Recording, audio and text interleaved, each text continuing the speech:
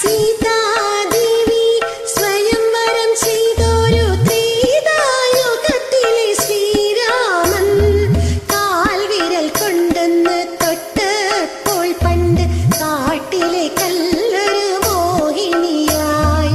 സീതാദേവി സ്വയംവരം ചെയ്തൊരു ത്രീതായുഗത്തിലെ ശ്രീരാമൻ കാൽവിരൽ കൊണ്ടൊന്ന് തൊട്ടപ്പോൾ പണ്ട് കാട്ടിലെ കല്ലൊരു മോഹിനിയായി. അതുകൊണ്ട് എനിക്ക് പേടിയാവുന്നു.